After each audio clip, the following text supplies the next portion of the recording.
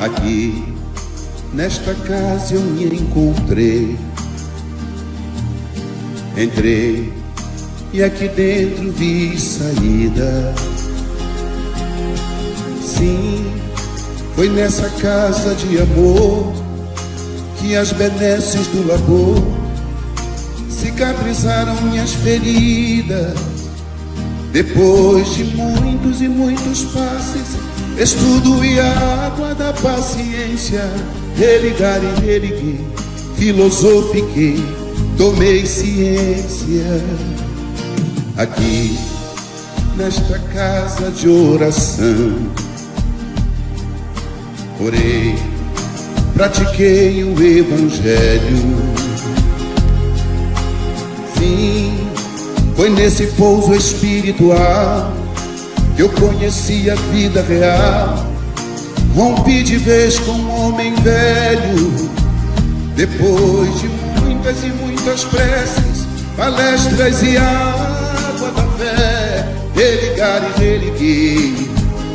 A casa, quando é santa, é posto de emergência, hospital de alma, dissipando dores, transcendentes traumas, frente de serviço que a todos levanta, pronto atendimento de Deus, oh Santa Casa Santa. Eu fiz amigos do peito, pessoas com quem posso contar, atendimento fraterno, culto do evangelho no lar. Sim, nessa oficina de Jesus, chorei cantando quanta luz, com as vibrações desse lugar. Depois de muitas e muitas quedas, me fortalecendo na fé, religar e religuei. A casa, quando é santa, é posto de emergência, hospital de alma, dissipando dores, transcendentes traumas, frente de serviços que a todos levanta, pronto atendimento de Deus, oh Santa Casa Santa. Por isso canto e dou graças a Deus,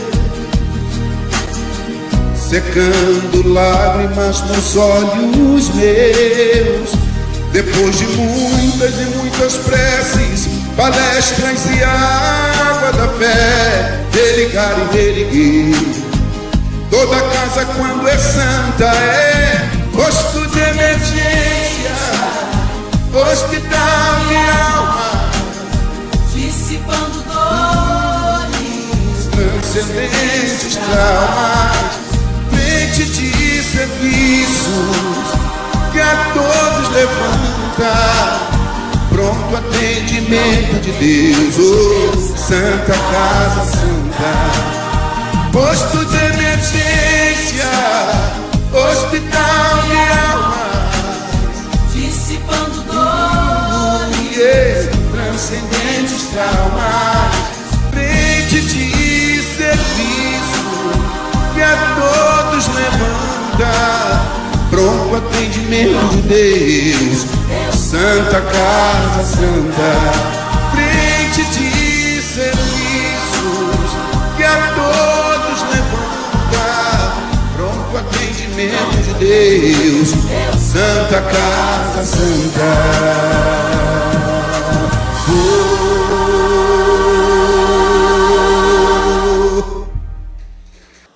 Boa noite, sejam todos bem-vindos à nossa querida Casa da Paz. Mais uma noite que nos seremos brindados com os ensinamentos de Jesus, a fim de nos fortalecer para a nossa jornada. A noite de hoje nós vamos ter a nossa querida Olímpia, falando sobre o poema do perdão. Olímpia, que é lá de Valença, do Centro Espírita Joana d'Arc. Para a ambientação, nós vamos ler uma página do livro Pão Nosso. e é a página intitulada Pecado e Pecador. Inicia com uma passagem de João, capítulo 11, onde fala: Amado, não sigas o mal, mas o bem. Quem faz o bem é de Deus, mas quem faz o mal não tem visto a Deus. A sociedade humana não deveria operar a divisão de si própria, como sendo um campo em que se separam bons e maus, mas sim viver qual grande família, em que se integram os espíritos que começam a compreender o Pai e os que ainda não conseguem pressenti-lo. Claro que as palavras maldade e perversidade ainda comparecerão por vastíssimos anos no dicionário terrestre, definindo certas atitudes mentais inferiores. Todavia, é forçoso convir que a questão do mal vai obtendo novas interpretações na inteligência humana. O evangelista apresenta conceito justo. João não diz que o perverso está exilado de nosso Pai, nem que se conserva ausente da criação. Apenas afirma que não tem visto a Deus. Isto não significa que devamos cruzar os braços ante as ervas venenosas e zonas pestilenciais do caminho. Todavia, obriga-nos a recordar que um lavrador não retira espinheiros e detritos do solo a fim de convertê-lo em precipícios. Muita gente acredita que o homem caído é alguém que deve ser aniquilado. Jesus, no entanto, não adotou essa diretriz, dirigindo-se amorosamente ao pecador. Sabia-se, antes de tudo, defrontado por enfermo infeliz, a quem não se poderia subtrair as características de eternidade. Lute-se contra o crime, mas ampara-se a criatura que se lhe enredou nas malhas tenebrosas. O mestre indicou o combate constante contra o mal. Contudo, aguarda a fraternidade legítima entre os homens por marco sublime do reino celeste. Muito linda essa mensagem, né? Como todos esses nossos livros de Emmanuel. Vamos então elevar os nossos pensamentos, os nossos melhores sentimentos a Jesus. Mestre querido, te agradecemos infinitamente, Senhor, por essa oportunidade. Que a tua luz possa iluminar a todos nós. Chegue, Senhor, em todos os lares, principalmente nos nossos lares internos, Senhor, nos nossos corações. Tu sabes, Senhor, as nossas necessidades, as nossas súplicas. Tu sabes, Mestre querido, aquilo que precisamos para nos reerguer, a fim de nos amparar, jornada fora. Continue conosco, Senhor. Abençoa-nos. Te pedimos, Mestre querido, que possa abençoar essa querida Casa da Paz, que tanto tem nos auxiliado nessa nossa trajetória. Envolva, Senhor, a todos nós. Envolva também, Mestre querido, a nossa irmã Olímpia, que fará o estudo da noite de hoje. Que a tua paz, Senhor, continue com todos nós, hoje, sempre, graças a Deus. Graças a Deus. Vamos então ao estudo da nossa irmã. Uma boa noite de estudo.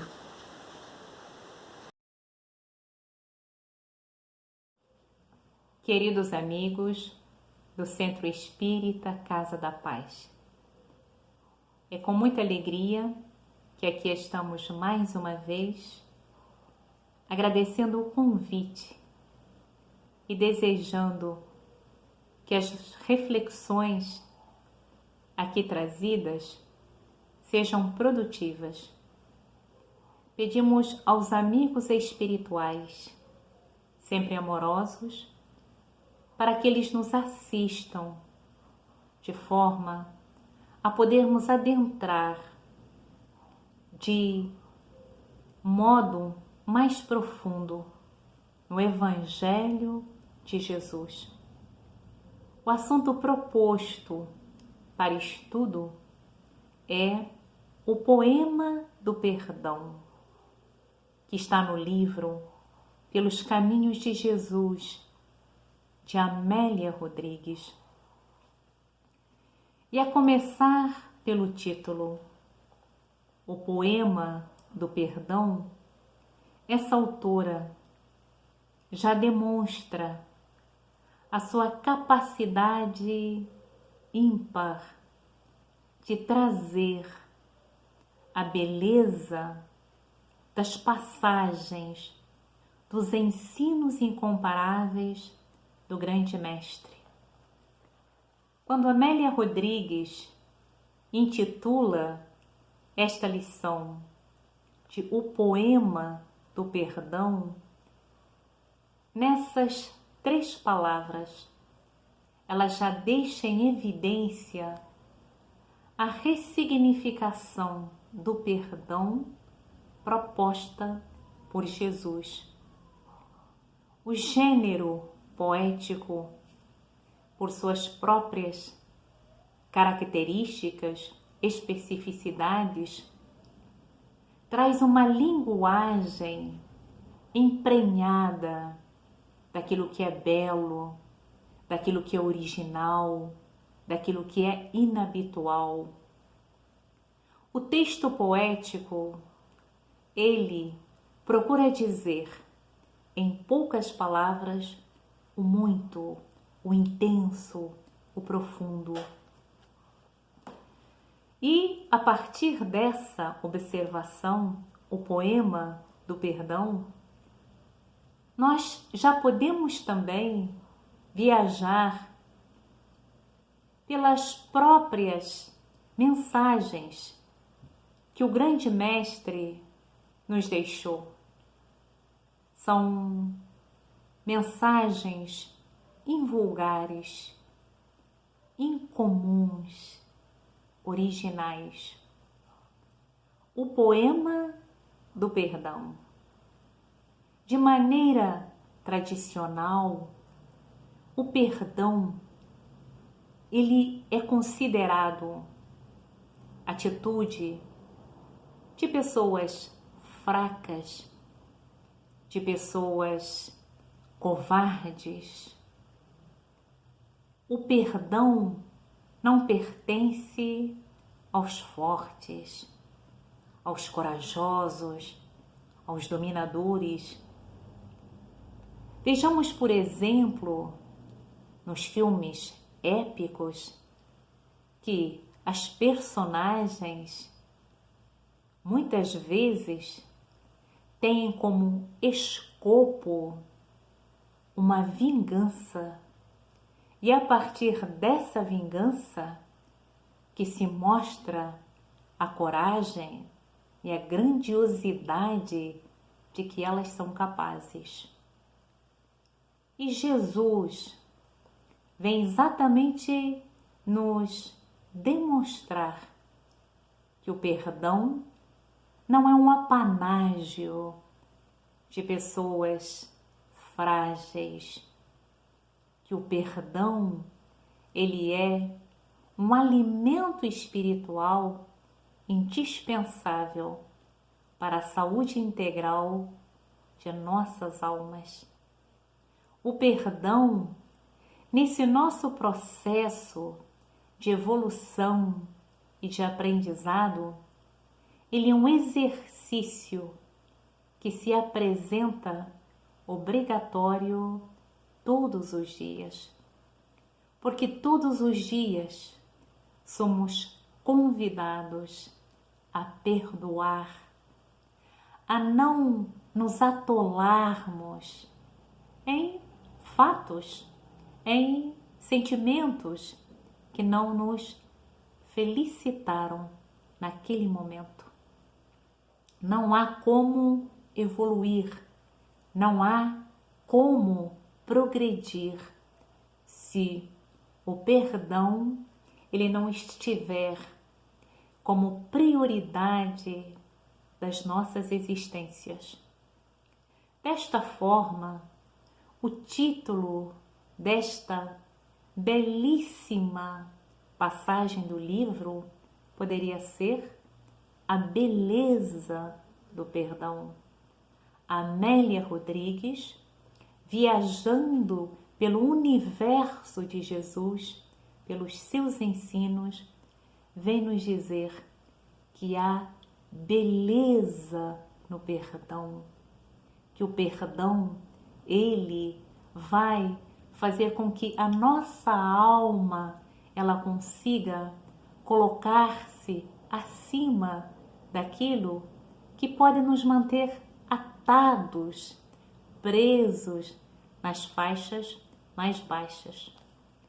Para o estudo desta noite, nós selecionamos alguns trechos e vamos fazendo interpretações.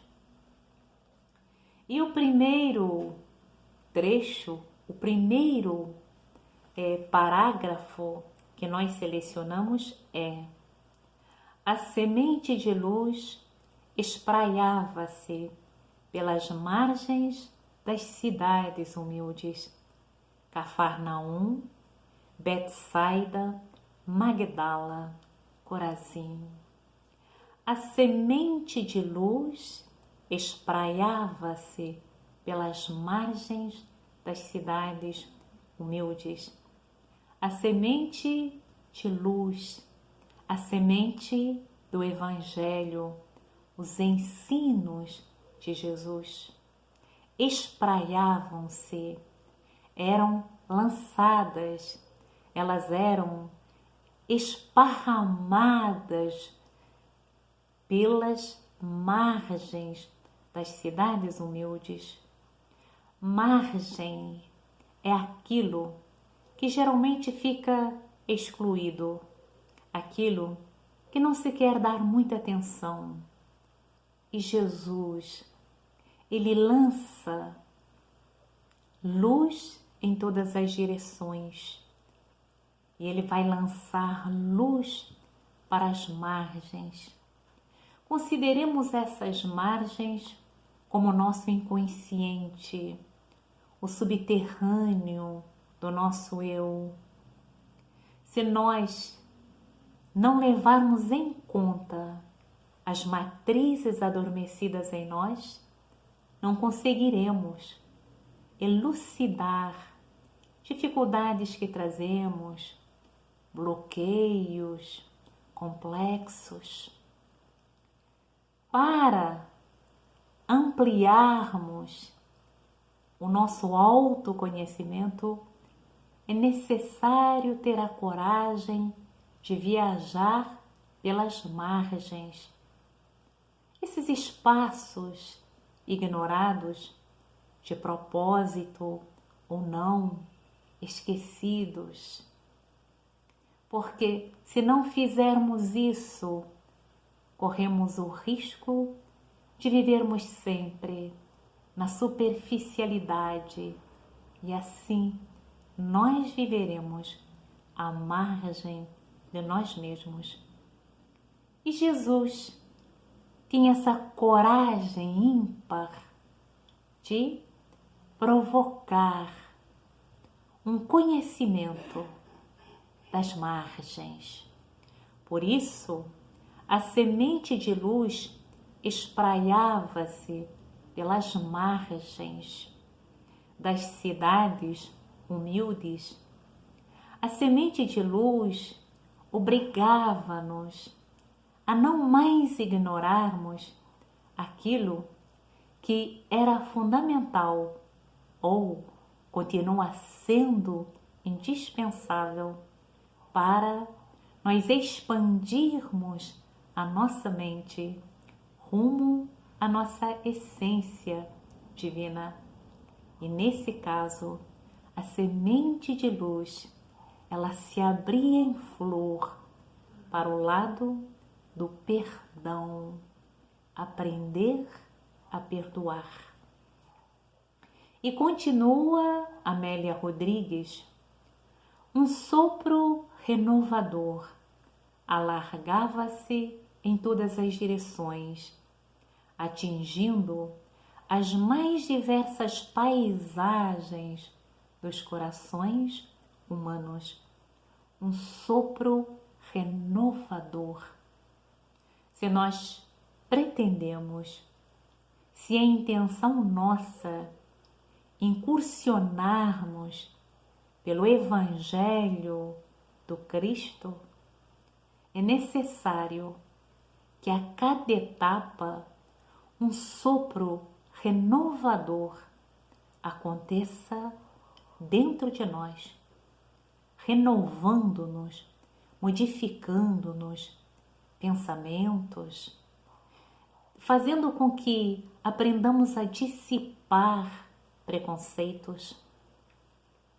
Quando os estudos em torno da Boa Nova são sinceros, são profundos, são perseverantes, nós conseguimos nos dimensionar no hoje em relação ao passado. Então, muitas vezes, nós nos comparamos e observamos que, embora muitas dificuldades ainda sejam latentes, muitos passos, incontáveis passos, precisamos dar, mas olhando o nosso passado, nós conseguimos perceber que já vencemos preconceitos, que já conseguimos diluir discriminações que antes nós fazíamos, porque a nossa mente, ela se permitiu, por meio do estudo, esse sopro renovador. E dessa forma, nós, para dialogarmos, porque o Evangelho, ele só pode existir de fato num diálogo íntimo, num diálogo que, mais do que palavras, ele precisa de reflexões, muitas vezes no silêncio. E então Amélia Rodrigues nos diz: um sopro renovador alargava-se em todas as direções, atingindo as mais diversas paisagens dos corações humanos. A palavra de Jesus, pela sua capacidade de penetrar o íntimo das criaturas, desvendava segredos, colocava à mostra sentimentos ocultos, permitindo, desse modo, a possibilidade do autocrescimento. Aqueles que não se permitiram, aqueles que se rebelaram contra essa descoberta, porque lidar com a verdade é desafiador.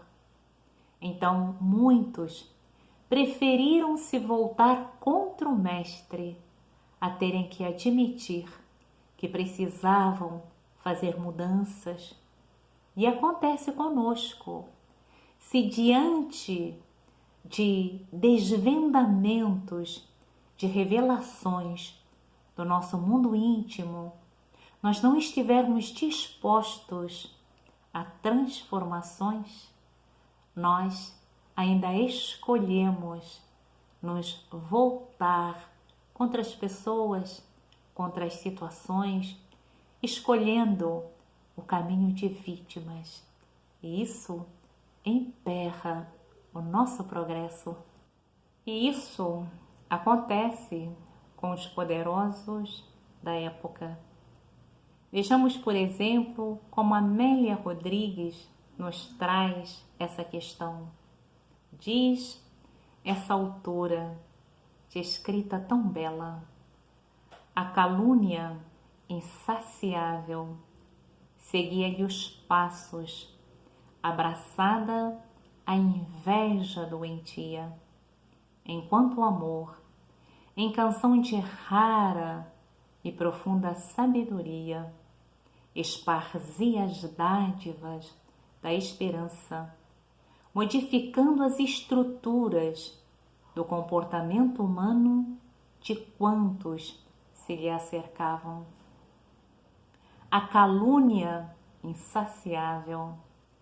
É mais fácil acusar quando não se está com vontade de assoprar o passo renovador dentro de nós. Então, a calúnia insaciável seguia-lhe os passos, abraçada à inveja doentia. Geralmente a inveja surge onde a impotência se apresenta. Quem cultiva a inveja, ele vê o outro, ainda que inconscientemente, como superior, como se ele não fosse capaz de realizar o que o outro realiza. Eles invejavam Jesus. Eles reconheciam a superioridade do grande mestre, mas como não queriam fazer o esforço da mudança, preferiram retirá-lo de cena.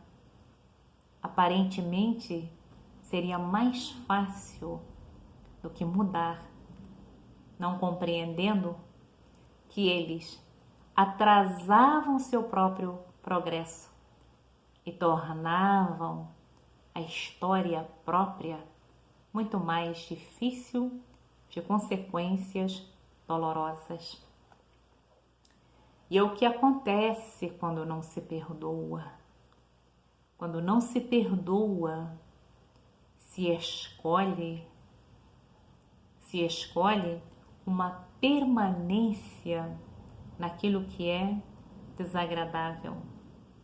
Aqueles que invejavam Jesus, que não lhe perdoavam a sua superioridade, eles fizeram a opção de alargar por muito mais tempo aquela situação dolorosa dentro deles, porque eles estavam em sofrimento, ainda que não reconhecessem isso, porque viviam iludidos pela ideia de que a hipocrisia, a falsidade era o caminho da real felicidade.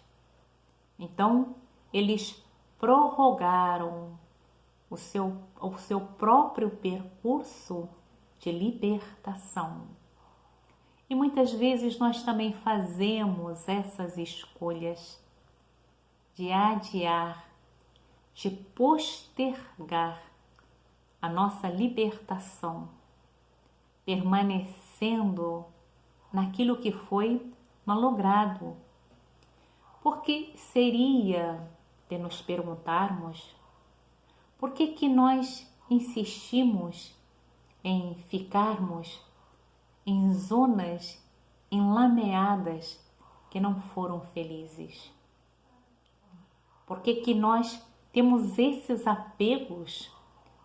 Porque nós temos observado que muitas vezes existem apegos a acontecimentos que foram infelizes, que foram dolorosos. A pessoa fica ressentindo, ela fica repetindo. São as paixões mórbidas. E então, nós que poderíamos ser felizes mais cedo, atrasamos o nosso progresso. Essa inveja doentia dos fariseus, dos doutores da lei, fez com que eles não perdoassem Jesus, que eles não se auto-perdoassem, reconhecendo que estavam em caminhos cheios de falhas e que precisavam ter a humildade de reconhecer isso para buscarem então outro percurso, o percurso da mudança. Porque para que o perdão ele possa se realizar, junto a ele, a humildade tem que andar de mãos dadas. Porque o perdão surge onde humildemente reconhecemos que falhamos, ou humildemente reconhecemos que o outro falhou contra nós, mas nós também somos falíveis. Porque quando Amélia Rodrigues intitula esta lição de O Poema do Perdão, e que nós dissemos que esse título poderia ser substituído por A Beleza do Perdão, ela está dizendo que o perdão é fundamental para embelezar a nossa alma, para que a alma se torne mais florida, mais colorida, mais viva. Ela obrigatoriamente tem que passar pelas experiências do perdão, retirando ou substituindo aqueles espinhos que não são mais necessários, que tiveram seu valor, que são necessários ainda dentro da perspectiva que nos caracteriza a nossa evolução. Por sermos espíritos nessa condição de provas e expiações, trazemos o nosso entendimento limitado e, para ampliar esse olhar, vamos errar. E do erro, vamos então compreender que existe outro caminho melhor. Mas nós só aprendemos que existe outro caminho melhor porque nós erramos. Caso contrário, não saberíamos disso. Então é a humildade, é esse reconhecer-se falindo para aprender, não para se autopunir, não para se autodesprezar, não para a consciência de culpa, mas para se ter a oportunidade de viajar por outras plagas, como diz Amélia Rodrigues, mais belas, mais poéticas. E então, enquanto a inveja, a calúnia açoitavam Jesus, o nosso mestre continuava na sua disseminação desse amor em canção de rara e profunda sabedoria. Esparzia as dádivas da esperança. Jesus, que consegue penetrar no âmago das criaturas, sabia que aquela condição infeliz, ela um dia haveria de passar.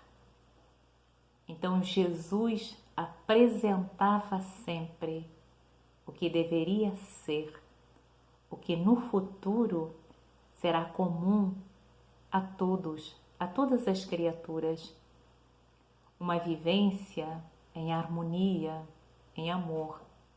Então as perseguições, as calúnias, as pedradas não afetavam no seu propósito, na sua missão única que o trouxe até a humanidade, que o trouxe para nos ensinar, para nos lecionar as lições do mundo divino. No Evangelho de Jesus, nós temos as lições de Deus nosso Pai, as lições enviadas para as criaturas. E no outro trecho selecionado, Jesus vai dizer, na voz de Amélia Rodrigues: felizes são aqueles que perdoam, porquanto se liberam das paixões e adquirem a paz. Ele dissera com indefinível entonação de voz: felizes são aqueles que perdoam, porque perdoar é libertar-se de fardos.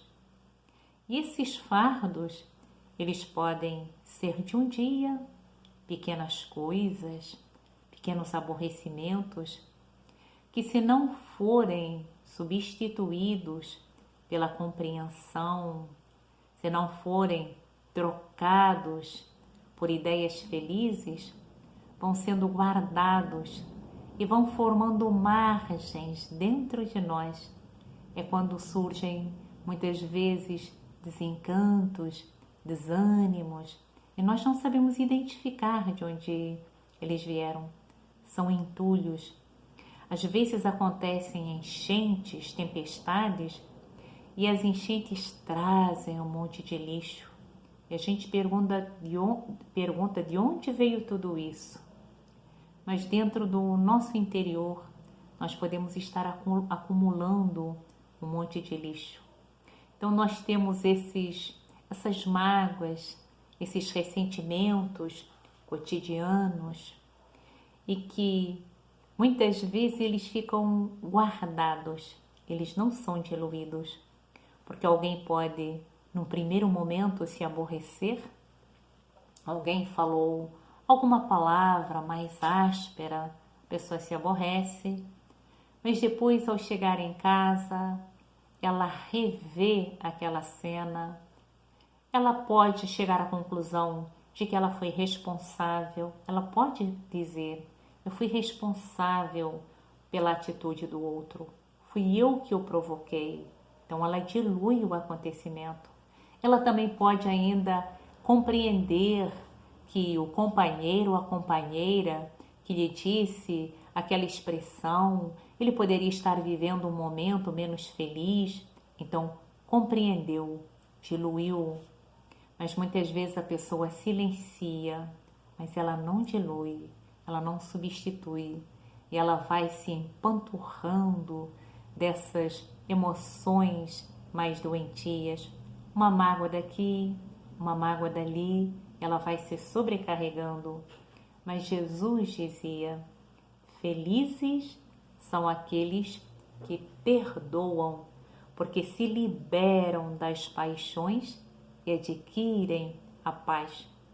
Tem também aqueles sentimentos que são mais empedernidos, que são mais difíceis de serem extirpados, porque eles promanam de outras existências, né? Não vamos encontrar no lar aquele que foi o inimigo do passado, aquele que foi o desafeto. Nós terminamos de ler Sublime Expiação, de Victor Hugo, e pela psicografia de Divaldo Pereira Franco. E a personagem principal é Lucien, que é um músico notável, uma perspectiva brilhante pela frente, um jovem bonito, de uma família abastada, muito bem situada socialmente. E Lucien, muito jovem ainda, começa a aparecer com uma doença de pele. Ele aparece com uma doença de pele pelas condições que ele tinha, ele consultou vários médicos, mas nenhum deles conseguiu dar assim um diagnóstico mais preciso. Ele ia para um lado, ia para o outro, até que num determinado dia dessas consultas, o médico disse-lhe a queima-roupa: você está com lepra. Ele teve um choque. Ele ficou assim aturdido. Mas mais aturdida ainda ficou a família. Porque a família, isso no século XIX, não queria admitir ter dentro do seu grupo de convívio um leproso. O que a sociedade iria dizer? Qual seria a reação dos outros? E ele foi excluído, ele foi banido da família. Não só fisicamente falando, porque construíram um quartinho para ele no fundo da mansão muito bem posta, não só fisicamente, mas como também em termos de sentimentos, em termos de afeto. Os familiares o abandonaram. Para eles era mais importante a aparência, a vivência social. E Lucien acaba depois indo para um outro estado. Ele se interna num hospital, era uma espécie de casa-hospital, e ali ele vai se tratando, ele conhece a doutrina espírita, e a doutrina espírita vai ser o alicerce para ele compreender que ele não estava passando por aquela situação ao acaso. Havia uma razão de ser. E ele acaba realmente conhecendo a história e compreendendo por que a mãe nutria um sentimento contra ele, um sentimento negativo. A mãe quase que tinha náuseas, ainda que ela não afirmasse. A ponto de, numa das raras vezes que ele foi à casa, lá do hospital, ele foi visitar a família, a mãe deu-lhe um panetone. A mãe deu-lhe um panetone e fez questão de dizer-lhe que tinha feito aquela iguaria especialmente para ele e que ele não dividisse com ninguém, só ele merecia tal guloseima. Ele levou o panetone e quando ele chegou ao hospital casa, onde ele estava internado, junto com vários outros companheiros que passavam também pelo mesmo problema, ele se dispunha a lanchar. Então, quando ele comeria, provaria o panetone, mas quando ele ia provar o panetone, ele foi chamado à porta. E nesse ínterim em que ele foi chamado à porta, o cachorro, um cachorro muito amigo que ele tinha, avançou no panetone e abocanhou um pedaço. Quando ele já tinha atendido a porta, estava retornando para dentro de casa, encontrou já o cachorro em agonia, estrebuchando. O cachorro acabou morrendo muito rapidamente. E ele percebeu então que o panetone fora envenenado pela própria mãe. Mas essa animosidade não era gratuita.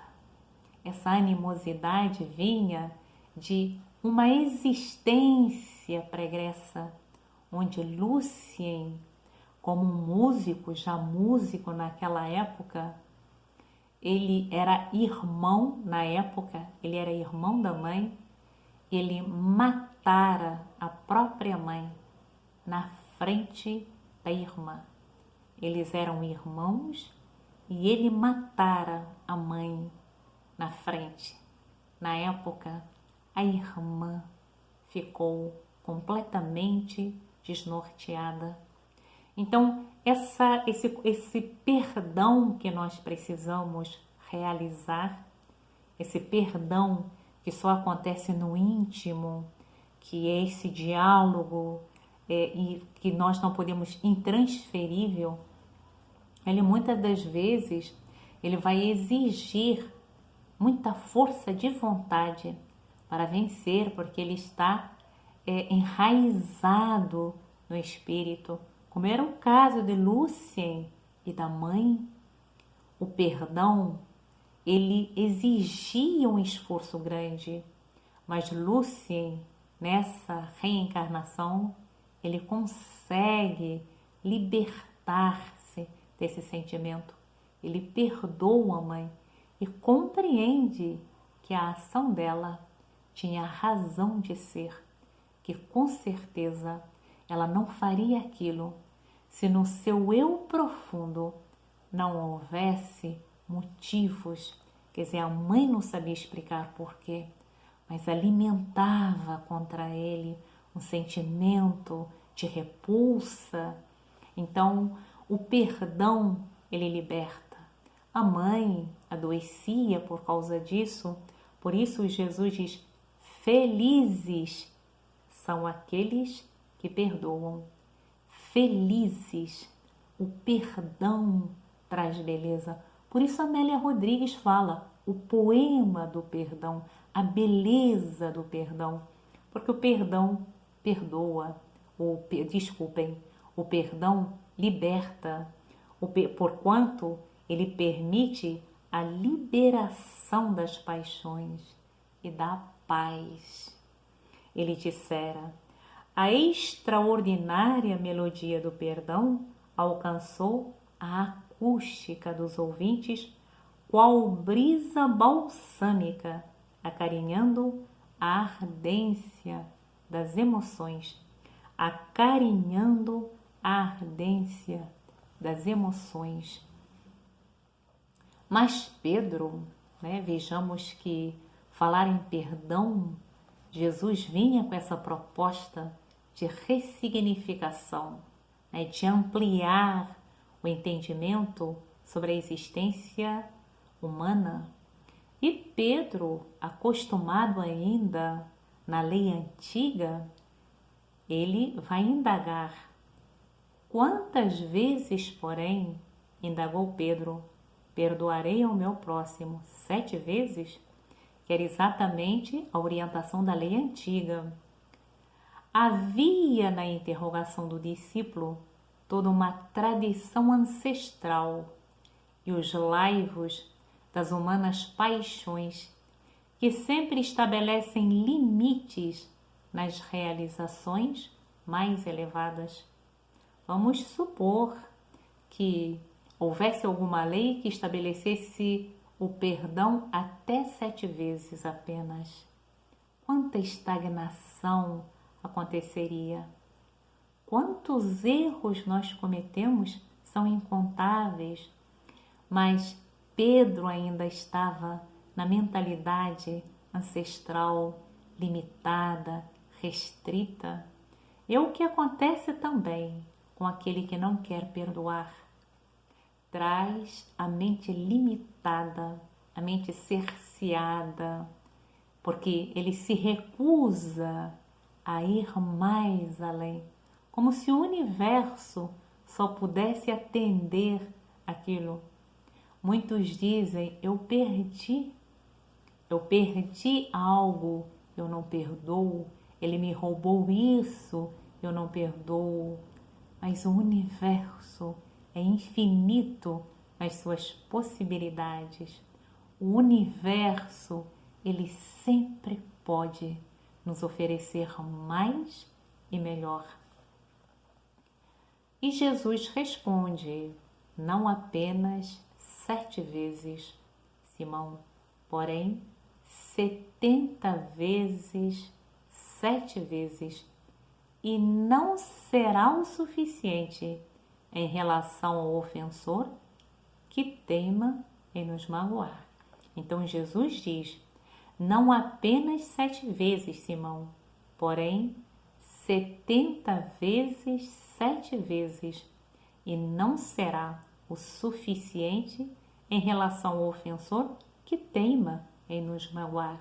Então a proposta de Jesus é um perdão tantas vezes quantas se fizerem necessárias, no sentido de não criar barreiras para o progresso. Nós precisamos progredir sempre, é da lei. E o não perdão, ele é um obstáculo, é uma cancela que se coloca para a nossa evolução. Não perdoar é manter-se no autoleiro, é querer ficar preso por vontade, é não querer se libertar. Por isso, se nós trazemos dificuldades maiores, e de certa forma todos nós ainda estamos a braços com essa dificuldade de nos libertarmos, peçamos a Jesus que nos ilumine o entendimento, que nos dê forças e coragem para nós aprendermos a nos libertar, para nós aprendermos a buscar outras paisagens, outras paragens. E Jesus é um modelo e guia da humanidade que nos deu o exemplo de perdão transformado em amor. Jesus, no momento que expirava, humilhado, sofrido, e Jesus de modo algum precisava passar por isso, Jesus passa para nos mostrar o seu amor e a confiança que ele tem na nossa redenção. Jesus nos dá o exemplo de perdão para nós aprendermos a nos libertar.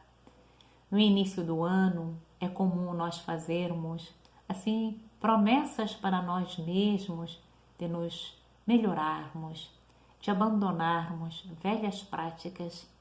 E nessas intenções, o perdão é caminho fundamental para que possamos alçar voos mais felizes, mais certeiros. Mais uma vez, agradecemos a atenção de todos, agradecemos a esses espíritos da vida maior que nos deixam essas lições, que são verdadeiros remédios para as nossas almas. Essas lições ingeridas com constância, com perseverança, vão iluminando o nosso íntimo para que nós também aprendamos a ver beleza no perdão. E, por fim, convidamos a todos os companheiros, a todas as companheiras, sempre agradecendo essa generosidade do convite dos nossos irmãos, das nossas irmãs, do Centro Espírita Casa da Paz. Vamos convidando a todos para a oração de encerramento. Mestre Jesus, amigo incomparável, agradecemos por essas lições vindas do mundo maior, que chegam como luz na estrada em que ainda caminhamos, estradas tão obscuras pelos sentimentos, pelas emoções que ainda cultivamos. Mestre amigo, com certeza, de tanto termos contato com essas mensagens, um dia elas irrigarão nossos corações, irrigarão nossas almas, e nós compreenderemos a perdoar, porque perdoar é amar. E nos disseste, Jesus, que só o amor é o caminho único para a nossa felicidade verdadeira. Assim, grande Mestre, que o perdão ele possa se concretizar em nós, nos nossos lares, em todos os ambientes de trabalho, nas nações, nos governos, porque só o perdão, Jesus, é a garantia de uma paz real, de um planeta mais regenerado. E assim, Jesus, sempre agradecendo o teu evangelho incomparável, agradecendo, Senhor, porque hoje te buscamos, já querendo conhecer o Espírito que vivifica, agradecendo por tudo, Jesus. Nós damos então por encerrada a reunião pública virtual do Centro Espírita Casa da Paz. Bendito seja Jesus, por hoje e para sempre.